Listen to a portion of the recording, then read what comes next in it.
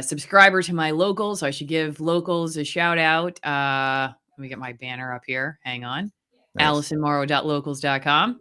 It's a great place to send me story ideas. If you haven't had it over there, definitely check it out. But so subscriber over at Locals sends me this. Facebook says its rules apply to all. Company documents reveal a secret elite that's exempt. And this, I think, was the Wall Street Journal sent to me in PDF version because I don't subscribe to the Wall Street Journal. So, but I probably should keep an eye on them. But anyway, so if you read, I'm not going to read the entire thing, but essentially they have this program known as Crosscheck, or it's with an X. And it says it was initially intended as a quality control measure for actions taken against high-profile accounts, including celebrities, politicians, and journalists. Today, it shields millions of VIP users from the company's normal enforcement process, the documents show. Some users are whitelisted, rendered immune from enforcement actions, while others are allowed to post rule-violating material pending Facebook employee reviews that often never come. So what I thought was really interesting is, like, I did this video a couple months ago where I was showing how, and it was Matt Orfalo helped me out with it. We were showing how the CNN and NBC YouTube channels had videos up that would be considered community guideline violations by YouTube. And so I do this video and I show, like, look, they're allowed to say this stuff that violates the standards, but the little guys, we get busted even for videos we've already deleted. That was what happened in Matt Orfalo's case. He'd already taken one down, and they still gave him a strike. Wow. And they proved my point by then suspending me for talking about the corporate media videos that were still up. So, like, they took no action against NBC and CNN for those videos, but they suspended me for those videos on my, showing that those videos were misinformation according to YouTube standards. I got suspended for it.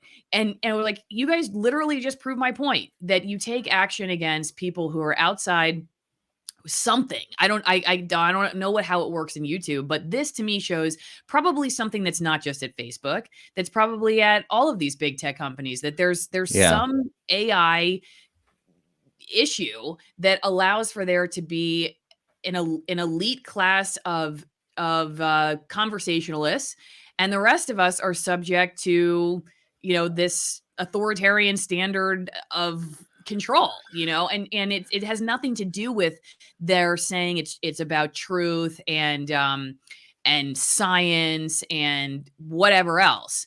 It has everything to do about who's saying it, because if you read, further in this article, they'll even say, like, that whitelisted accounts shared inflammatory claims that Facebook's fact checkers deemed false, including that vaccines are deadly, that Hillary Clinton had covered up pedophile rings, and that then President Donald Trump had called all refugees seeking asylum animals, according to the documents. So, this confidential review, according to them, we are not actually doing what we say we do publicly. That's the quote.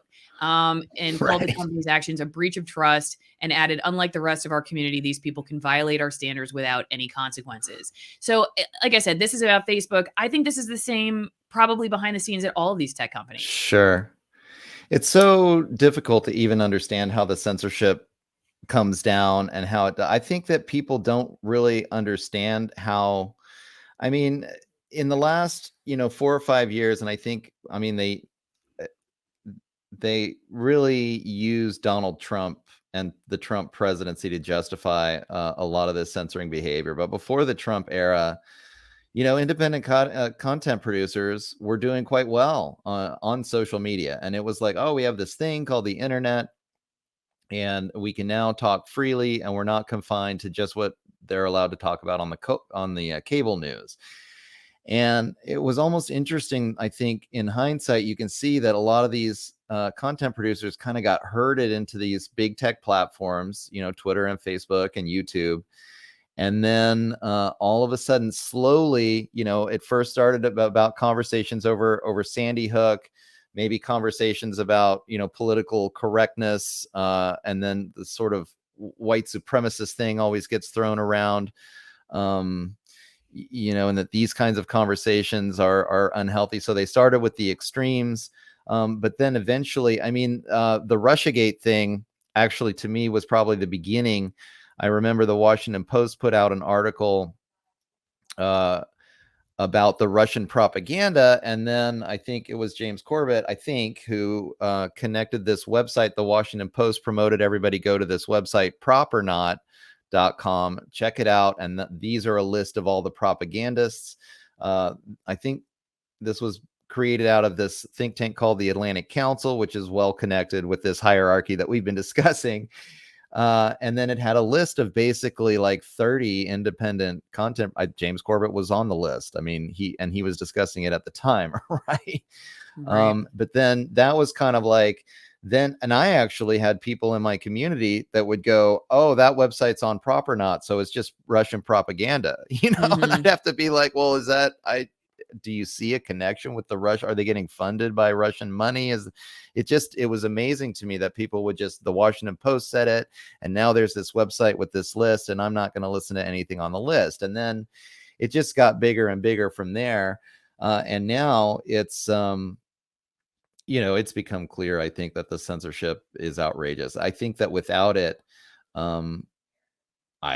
I would imagine that a lot of people like you and I mean, we would be much bigger, and we would be having a real impact on the national conversation at this point. I mean, I think it was getting to that point, and then the censorship has really reduced the amount of content that people are exposed to the point where the conversation is almost nullified, and people at the same time are inundated with the dominant narrative, with the narrative from the cable news companies and from the government, to the point where they think that everybody thinks this way, and only crazy people think differently.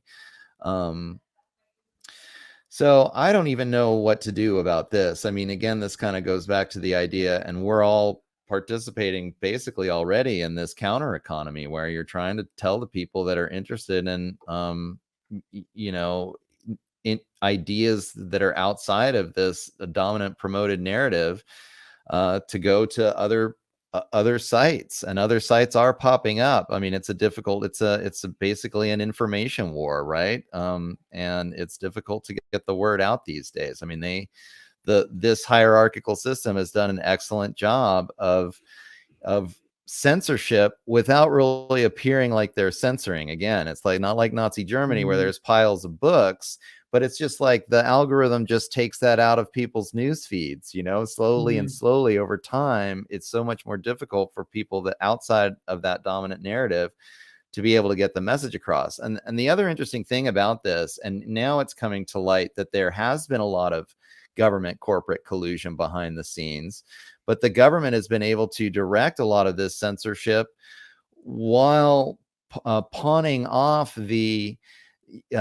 responsibility for doing it onto these quote unquote private corporations who are free to censor whoever they wish because they're private companies, right? So you've got that argument. Now, of course, these corporations have been funded, again, going to the funding conversation we just had, they've been funded by hundreds of millions of dollars in government contracts over the last 20 years or so. And even a lot of the technology that these corporations, these social media corporations, are founded on came out of, government funded scientific experiments and then given to these corporate leaders. So again, this whole system we're seeing it coming out of this hierarchy. And if you disagree with what's coming down from above and you want to separate yourself out by using your own critical thinking faculties, by individuating yourself from this abusive system, right?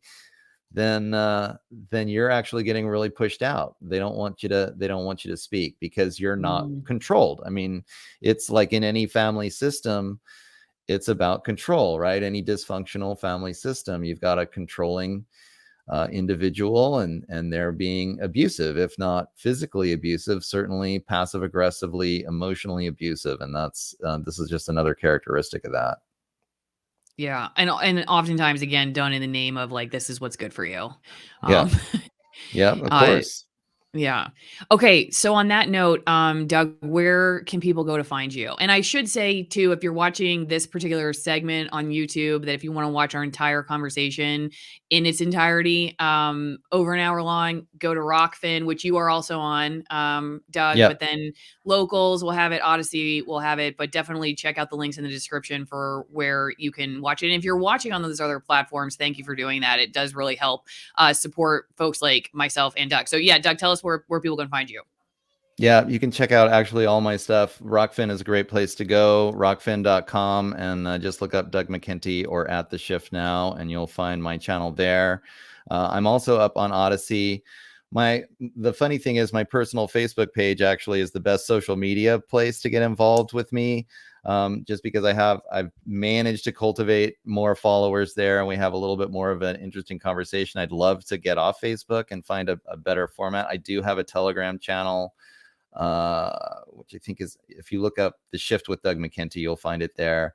But I do try to get more and more people to go to the website, because I think that way I can, I have total control over the audience. It's much more difficult to censor on the website. So going to the website, www.theshiftnow.com, is the best place to find everything.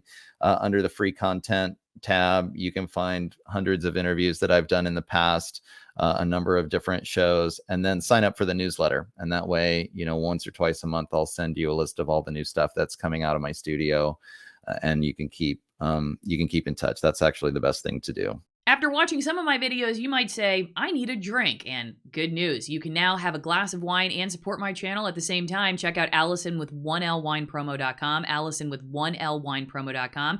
For some of my favorite Argentinian Malbecs, you get 50% off the wine itself and 50% off shipping. One of the new bottles comes from the oldest vineyard in Argentina. They are new bottles from the last 3 that were in my promo code. So check them out if you got the last 3. No filtering, no dyes, and no excess chemicals. Again, Allison with 1lwinepromo.com.